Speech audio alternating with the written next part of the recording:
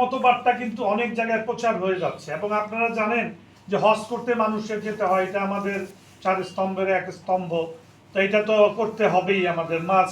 কিন্তু ওইখানে যাওয়ার পরে কিন্তু হজ করে এসে দেখবেন যারা অলি আল্লাহর ভক্ত ছিল তারা কিন্তু একটু সরে যায় অনেক জায়গায় কিন্তু। এবং এটা কিন্তু এই আমরা যে আমাদের যে এলাকাটা সেখানেও কিন্তু শুরু হয়েছে। ওইখানে হযরত রাত আলী শাহ রহমতুল্লাহ আলাইহি, হযরত গনি শাহ রহমতুল্লাহ আলাইহি এবং নওয়াব আলী মৌলভী সাহেব রহমতুল্লাহ আলাইহি এবং এ কে এম জহুরুল হক মিয়া, মানুষ কিন্তু অন্ধভাবে তাদেরকে শ্রদ্ধা ভক্তি সম্মান করত।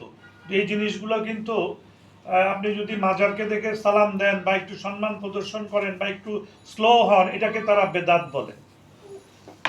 এটাকে বেদাত বলে। যেটা আমি নবী করিম সাল্লাল্লাহু আলাইহি ওয়াসাল্লামের রওজায় গেলাম, তো আমার স্ত্রীকে আমি বলেছিলাম যে তোমার জন্য কি আনবো। সে দেশে ছিল না, দেশের বাইরে ছিল পিএইচডি করার জন্য।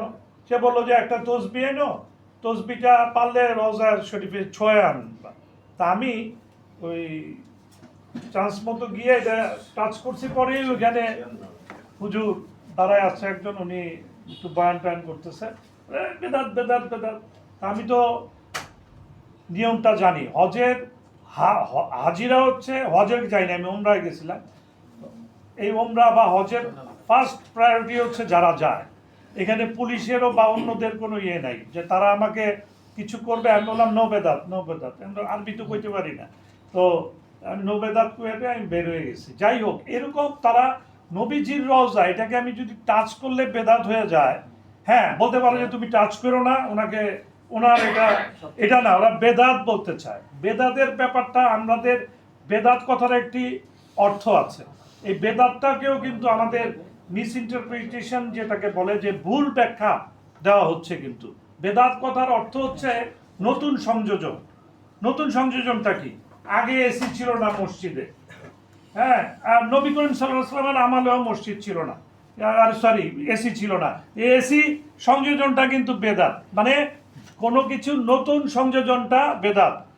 নবীজির জামানায় হযরত বেলাল রাদিয়াল্লাহু আনহু একদম যত উপরে পারে উপরে উঠে আজান দিতেন যেন আশেপাশের মানুষ শোনে।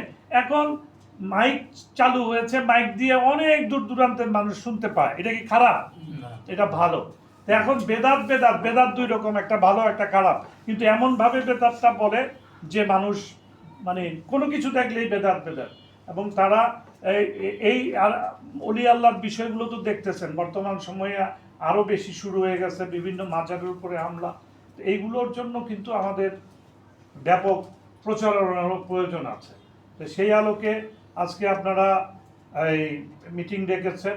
আমার মনে হয় এই বছরের এই 2-3 দিন গিয়ে আমরা যেটা করি, এইভাবে যদি আমরা বেশি মিলিত হই, তাহলে আমাদের মনে হয় এই আমাদের এই যে কার্যক্রমটা আরও ব্যাপকভাবে প্রসারিত হবে। আমাদের মধ্যে নিজেদের মধ্যে ইন্টারেকশন, মানে নিজেদের মধ্যে মত বিনিময়, একটা আন্তরিকতার সৃষ্টি হবে, এবং আমরা প্রচুর মানে ভক্ত পাবো। তো এটা আমাদেরকে ব্যাখ্যা দিয়ে বুঝাইতে হবে, কোরআনের আয়াত দিয়ে বুঝাতে হবে যে আল্লাহর রাহে যারা জীবন উৎসর্গ করেছে তাদের মৃত বলো না, তারা জীবিত। আমার পক্ষ থেকে অনাদিকাল তাদের জন্য রিজিক বরাদ্দ আছে। সূরা আল ইমরানের 130 নম্বর আয়াত।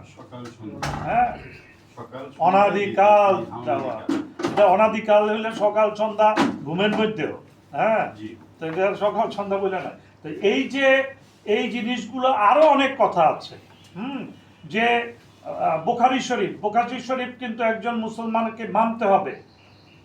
ইবাদতের এমন পর্যায়ে মানুষ চলে যায় যে সেই সময় বান্দার চোখ, আল্লাহ বলতেছেন বান্দার জিহ্বা আমার জিহ্বা, বান্দার চোখ আমার চোখ, বান্দার হাত আমার হাতে পরিণত। এটা কি আমার আর আপনার হাত? ওই পর্যায়ের ইবাদত যারা ফানা বিল্লাহ বাকা বিল্লাহ হয়ে গেছে তারা, এই জিনিস কি আমরা বুঝাইছি? আমাদের ওরসে কি বুঝানো হয়? আমরা গিয়া দ্রুত তাড়াতাড়ি কে কার আগে মোনাজাতটা কইরা খিচুড়ি খাইবো না খাইবো এমনি। কিন্তু এটাকে আমাদের একটা ইনস্টিটিউশন বানাইতে হবে। আজকে দেখেন এত প্রপাগান্ডার পরে, এই আমার কাছে একটা লিফলেট আছে, এটা হযরত শাহ আলী বুগদাদী রহমতুল্লাহ আলাইহির এই ওরস মোবারক 19, 20, 21 এই মাসের। তো তারা কিন্তু এত এমনি মানুষের মানে পদপৃষ্ঠ হয়ে মরার মতো অবস্থা হয় এই 3 দিন। আর নর্মালি তো মানুষ যায়, কিন্তু তারপরেও তারা কিন্তু লিফলেট করে ব্যানার লাগায়া অনেক দিন ধরে মানুষকে জানান দিচ্ছে, কিন্তু আমাদের কিন্তু সেই প্রচারণাটাও নাই। তা আজকে আমরা এখানে মিলিত হয়েছি। আমি কথাগুলা বলছি, আপনারা আবার এটাকে অন্যভাবে নিয়েন না। বলছি এই কারণে যে আমরা যখন ওরস করতে যাই তখন বাজেট সংঘ এবং হযরত পাশে হযরত গনি শাহ রহমতুল্লাহ আলাইহি দুইজনই কিন্তু অনেক বুজুর্গ, তাদের এখানে কিন্তু মানুষের ঢল হয়। সে আমরা কিন্তু ওই গ্রাম আশেপাশের কিছু গ্রামের লোকজন এবং ওই যে আপনারা যারা ভক্ত বিভিন্ন জামালপুর, মুন্সিগঞ্জ এবং পিপড়াকান্দি আসেন, এর বাইরে কিন্তু আমরা এটাকে মানে সঞ্চারিত করতে পারি নাই। তো যাই হোক, এখন আমি যে কথাটা বলতে চাচ্ছি যে আমাদের সব দলন রাখো, ব্যবসা বাণিজ্য তো অনেক করতেছো, পরে করো। তো যেটা না, তোমার তো শুনতে হবে, তুই আর দ্য সেকেন্ড ম্যান। হ্যাঁ, তো আমরা যে বিষয়টা বলতে চাচ্ছি যে এটাকে বেগবান করার জন্য আজকে আপনারা যে উদ্যোগটা নিয়েছেন, এটা আমি স্বাগত জানাই। অন্যান্য দরবারে আমরা অনেক সময় দেখি, এটাকে আমি খারাপ বলি না, যারা উত্তরসূরি হয় বা যারা গদিনাসীন হয় তারা কিন্তু অনেক গদি নিয়ে বসে থাকে, তার মুরিদরা যায় সালাম করে। এইভাবে করি যে আল্লাহ রাব্বুল আলামিন তোমার দুইজন পেয়ারা অলি মানে কি, অলি মানে বন্ধু, অলি ওনাদের উসিলায় আমাদের এই মনে, আমরা বলি না যে আপনারা দুজন করে দেন, আল্লাহই করবে উসিলা। কিভাবে উসিলা? যারা ওনার বন্ধু হইলো, অলি হইলো, তারা নিশ্চয়ই আমার আর আপনার চেয়ে অনেক বেশি তাদের ইবাদত বন্দিগি পরেজগারি, যে কারণে আল্লাহ সর্বোচ্চ গুনাহ, কিন্তু শিরকটা কিন্তু মাফ করবে না। তা সুতরাং শিরকের দিকে কাউকে উৎসাহিত করবেন না, এটাও একটা বেসিক কথা। তো এই জিনিসগুলো আমাদেরকে রিসার্চ করতে হবে। এই জন্য আমরা একটা স্কুল প্রতিষ্ঠা করেছি আমাদের নওয়াব আলী মৌলভী সাহেব রহমতুল্লাহ আলাইহির মানে নামে। তো সেখান থেকেও আমরা এই সুফিজমের চর্চাটা আমরা শুরু করব আশা করছি। তো সেই আলোকে আজকে যে এজেন্ডা আমরা দেখলাম সেটা হচ্ছে কমিটি করার জন্য। আমি সোফার আইনো আমাদের যদিও কেউ এভাবে গদিতে বসে ওইভাবে পিরালিয়ানা করা করছে না, কিন্তু তারপরেও কিন্তু অত্যন্ত শ্রদ্ধা ভক্তি নিয়েই আমরা কাজ করি।